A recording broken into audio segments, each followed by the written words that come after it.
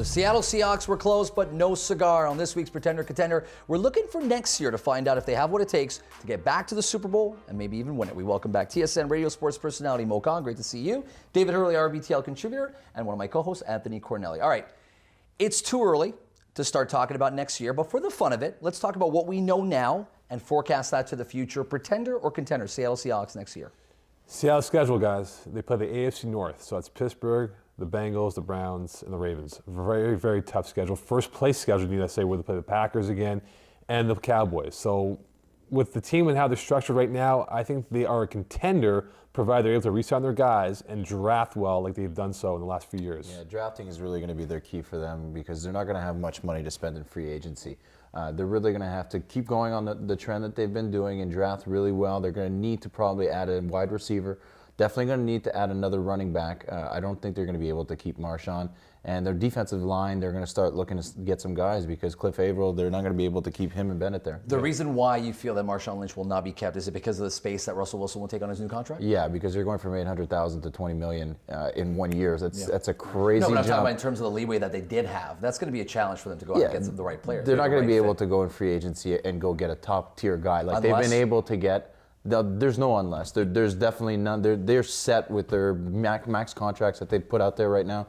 They're really in deep trouble financially. They really have to draft. I believe that it's going to be a big psychological battle for them. I mean, they're going to have to rebuild the defensive coordinator just took the job at the Falcons, so they're going to have to rebuild that staff there. I think that they still do have Richard Sherman, who's one of the better upper echelon corners in the game. Russell Wilson's getting better.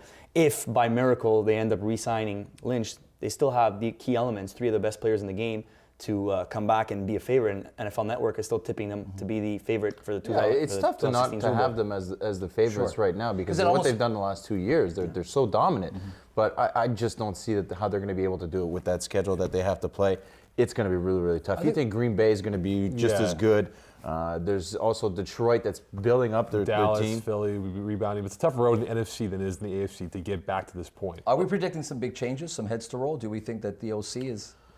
I mean, Darrell Bevell is definitely, if Al Davis was still the owner in the NFL, his head would be rolling right now. Yeah. It wouldn't have taken until yesterday, yesterday, right after the Super Bowl. Derek Bevell made the call, but in the end, Pete Carroll can overrule. He's the head coach. In the end, when the ship goes down, the captain goes down first. Yeah. So I don't think heads are going to roll. I don't think you can fire Pete Carroll. He brought the team to two Super Bowls in a row. No, Pete Carroll's not getting fired. No, but I think there's going to be definitely division in the locker room, though, with the defense and the offense. There's definitely some work to be done. I think for Darrell Bevell, he went from being a prime candidate for a head coaching position. Probably now he downgrades himself by 2-3 years because of this play call that will stick with him for a while. Maybe with like special teams next year somewhere.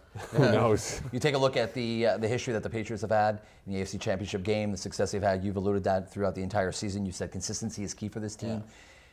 Yeah. Is there more in the tank for these two? It's hard to say that Brady's not going to. Like, I want to give up on the Patriots. I don't like the Patriots. Yeah. I hate Bill Belichick, but I love Tom Brady. There's nothing you could say about a guy who's got nothing but pure class. He's definitely the greatest of all time. And having an opportunity to watch him year in, year out, I really don't see how we can say the Patriots aren't going to be there again next year. And there's no real big powerhouse in the AFC right now that's going to give them a run for their money. Well, one of the big powerhouses is this man right here on the radio. And I know you've got a lot going on. Tell people what people want to know more about you and some of the stuff that you're working on. Well, guys, you know Simon Sleeks very well. I'm part of his show Up Late with Simon every Monday to Thursday and Tuesday, Wednesday included on TSN Radio. Play-by-play with McGill University with their varsity teams. You can follow me on Twitter at Moah Kahn 19 as well. So I'm all over the place, social media-wise, here with you guys, which is an honor to be with you guys, doing a great job, you guys say, and I'm busy, man. Here, Toronto, points in between. Good to see you. Thanks for taking that. Thanks, guys. Thanks a lot, man. Stay with us. My face-off is up next. We're back in $1.80. Don't go anywhere.